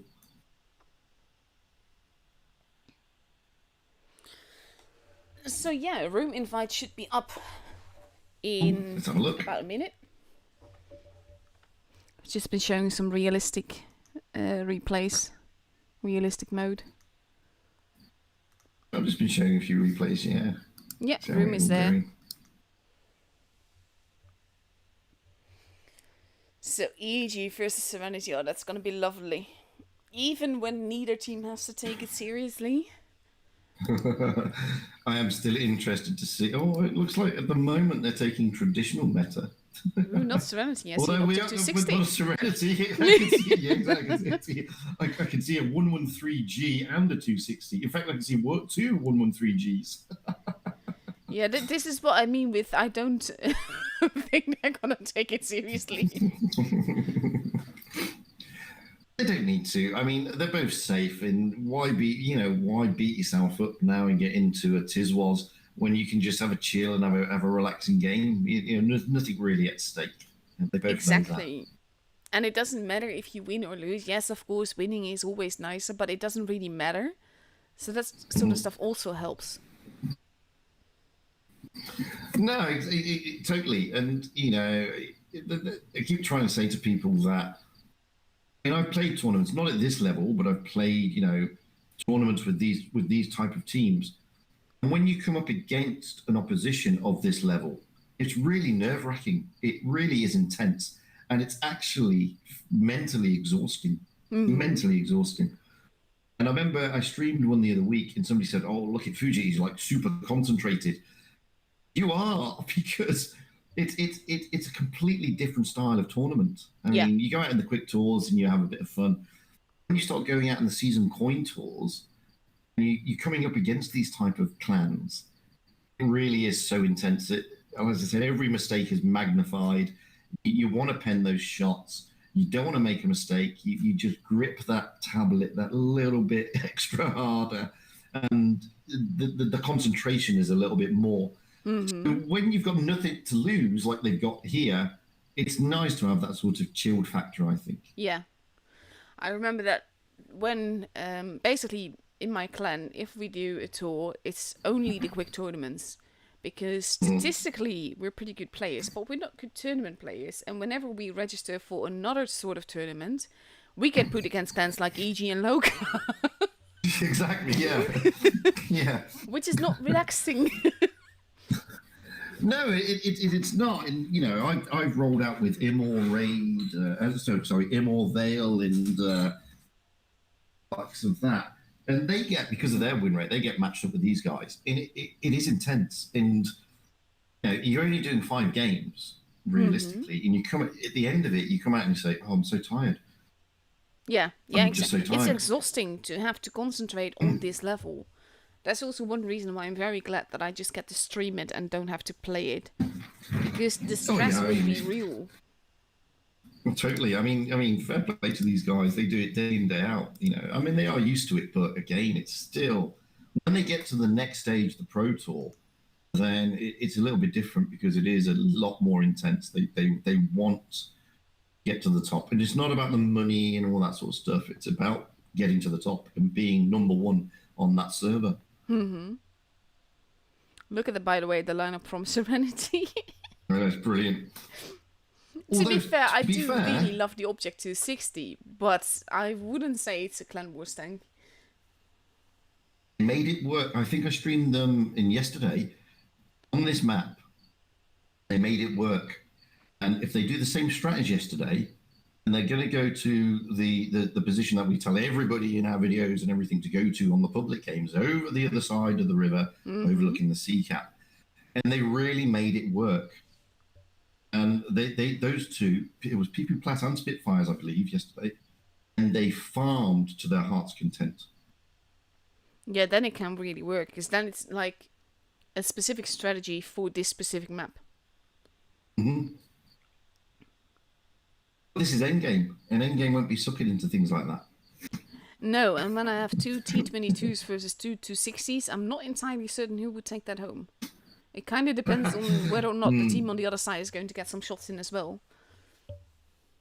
This is the other thing that a lot of people miss in the public games. I mean, what these guys don't get to see the teams like we see them. They do get to see the teams now when they start the countdown. The important thing is, endgame we're saying, okay, they've got 260s. Where do you think they're going to go? We think they're going to go here. Let's go there, blah, blah, blah. And they get to sort of try and anticipate the strat. And a lot of people don't do that in the public games. Yeah. But that's also the thing. I think with basically, we rarely have new players in the scene. All that happens is that the players switch clans. But that also means that people know each other. And even if they haven't been in a team together, they know each other very, very well. And I think that at some points, the intuitive calling that Serenity does works better than planned strats, because you makes you a lot less predictable. Well, yeah, it does. And at the moment, no, they are moving. I was getting a bit concerned then. I saw somebody say something about lag.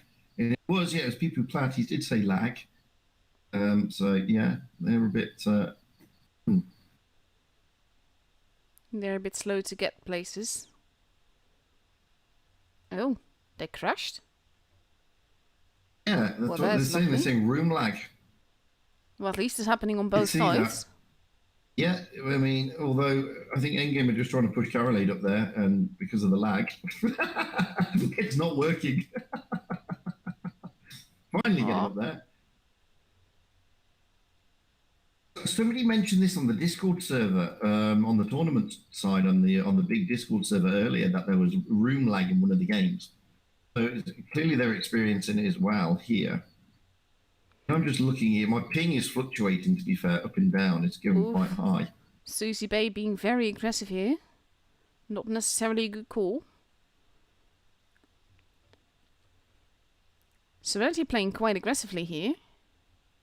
Oh, and they've sent those 260s where they sent them yesterday, but as I said, Endgame aren't going to bite. They're not going to bite on that. No, and Endgame doesn't have the bases. They just need to survive. Yeah, and whilst that's been going on, Endgame have been taking the bases. Which is ironic, because Endgame generally don't take the bases. And basically, this is what I like about EG. They're currently just like digging in and letting teammates do the damage overall. Mm-hmm. Carolade is being focus fired by Peepo Devil, though. Winch is going to set up on him. Absolutely. Winch has now been spotted. Took a while, but he's got there. Oh, that's a great move by Winch. Yeah, that's just going to farm. Yeah, it's a great move by Winch, getting around the back there of Peepo Devil. Ooh, and then bouncing Peepo even. Missed. Yeah. Oh my god, Winch is a lucky. How did Peepo Jail bounce that? I mean, come on, Winch. I think it's Stalanium. But he's basically occupying 3 tanks on his own. That should give EG a definite advantage on the other side. Well, it does, but Spitfires are going to take out Susie, and Susie's gone. He's going to try and get down to Carolade. Good And move by Carolade is not Spitfires. shooting.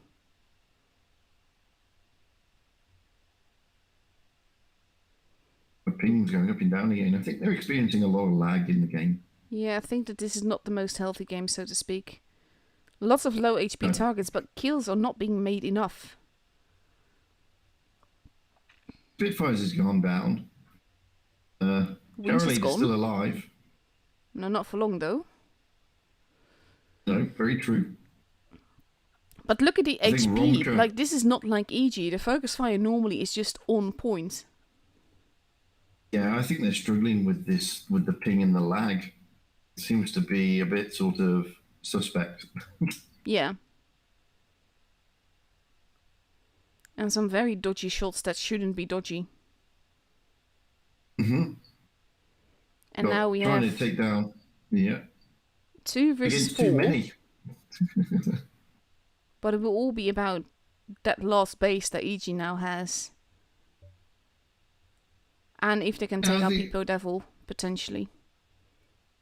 Yeah, I mean, Hollow Purple here is trying to give Flytix a hard time. He probably will, because he's just waited to load his clip. And there you go. Now, if they just survive, Peepo Devil moving in is actually a dangerous thing here. Because that's the only one that they need to take out. And there we go, they take it.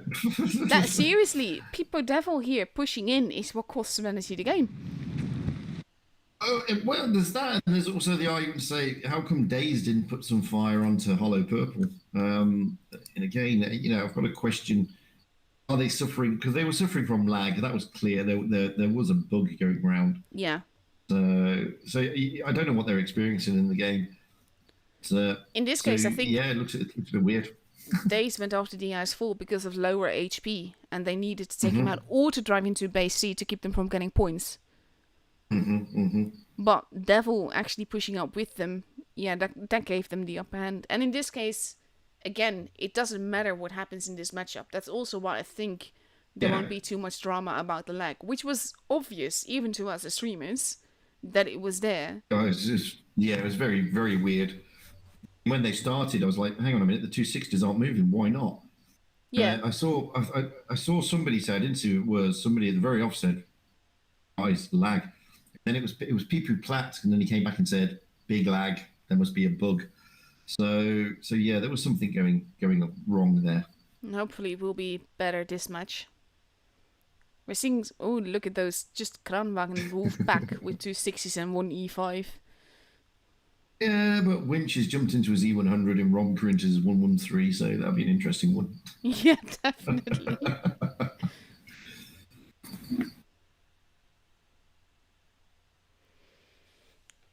Okay, it's nice that there's no pressure at least, because that makes lag and everything just less important. And that's the thing that they're just having a bit of fun. And if there's if this was a game that mattered, then I can imagine that the chat would have been a lot more toxic. Yeah, exactly. I mean, can you imagine this happening during professionals when it definitely matters? Heaven forbid.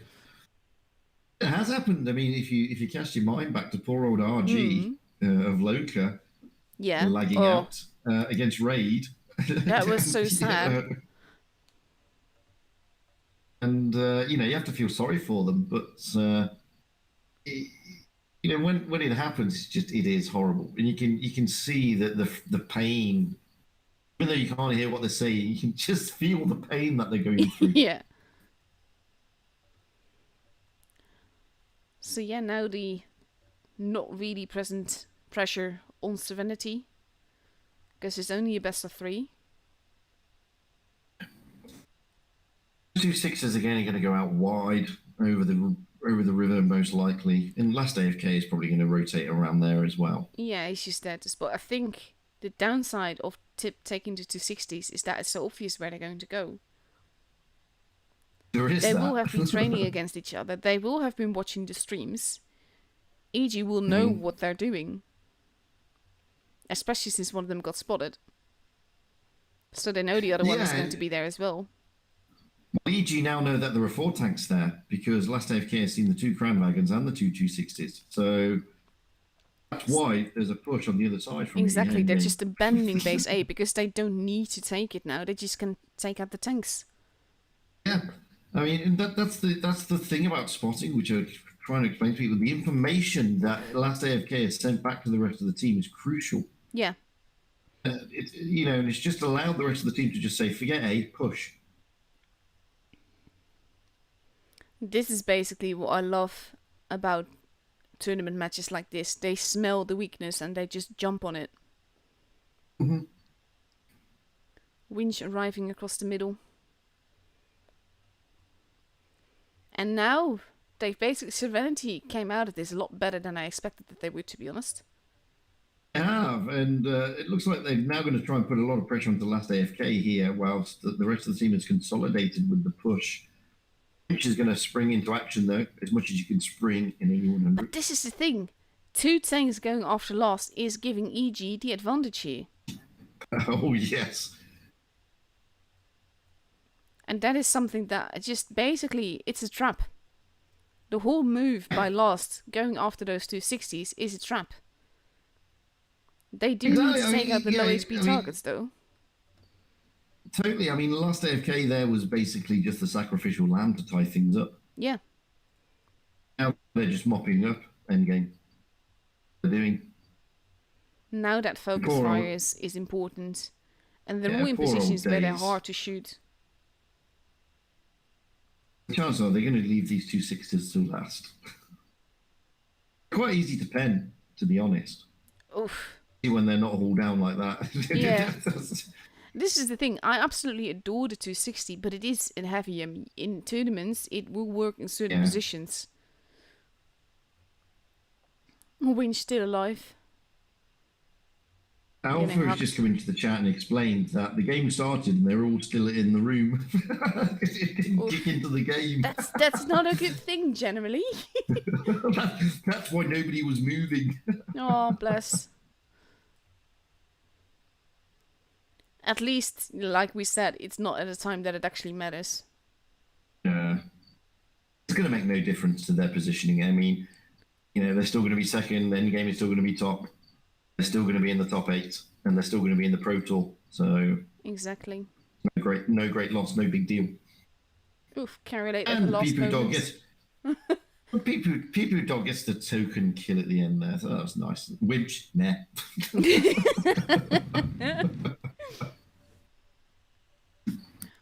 They were just chilled. It wasn't, when we get to the Pro Series and these two meet up, it'll be a completely different kettle of fish. I can assure you of that. And then every move matters a lot more. Oh, yeah. Because everything will be calculated. And in this case, I do last one EG this game, both by the spotting in the beginning and then that troll move. Yeah. Well, I mean, we're going to see a different Serenity and a different end game in the Pro Series. And I mean, at the moment, these two are riding high. They're not really putting any feet wrong. As long as EG managed to take tanks, a team out with more than 6 tanks, they'd be good. Because they went out with 6 tanks against Vale the other day. Yeah. And it's the reason why in their next PYS, I think it was PYS number 4, their team name was More Than 6 Tanks. That explains it, yeah. In the meantime, Vale did win from Rati, so Vale is 3rd today. Well, that's good for them because that gives them some hope. I said just to put in the picture, I said to them in the chat, in the clan chat a while ago, don't throw the towel in, guys. I mean, it's not doom and gloom just yet, and it's within your grasp to get back up there, and they can do it.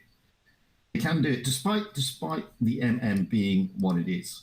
They are good enough. But it all depends on the day on the MM. I mean, as we saw today, Raid getting endgame, the quarterfinal, is not healthy and it's not helpful. Yeah, exactly. And, there are some clans that are getting better MM because of, well, we know why. Because of seeding abuse, I'm calling it as it is. Regardless of whether or not Wargaming forbids it, it's still abusing the system in a way that it's not meant to be. And this is it is casting a long shadow. It is casting a long shadow across the tournament scene. I mean, somebody in the chat earlier, I think it was NetForce, said it's not just about what we're seeing. It's also not demoralizing the clans. Yeah. It's having an impact on the morale of certain clans. And I can understand that because it is a killer.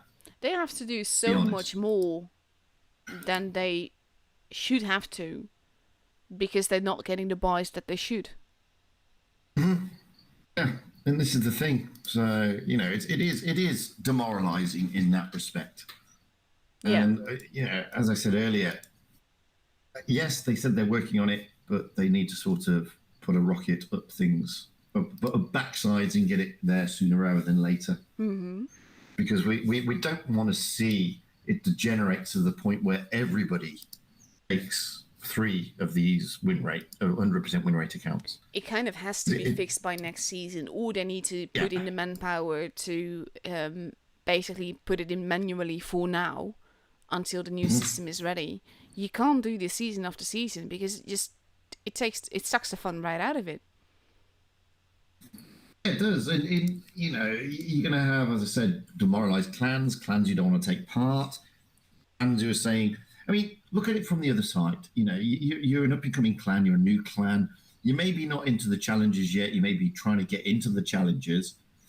You're fielding a team with normal win rates, bunch of friends who formed a clan, and you're down in 20th place, and boom, you get a clan that is effectively top 16, yielding 100% win rates, that you feel that you could, on your day, give them a good going over, but you're not going to get to that because you've got to face the likes of Raid and Endgame and all these other clans to get there.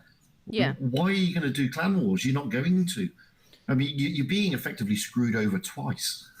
But that's exactly why we see less and less teams in the tournaments throughout the season. Mm-hmm.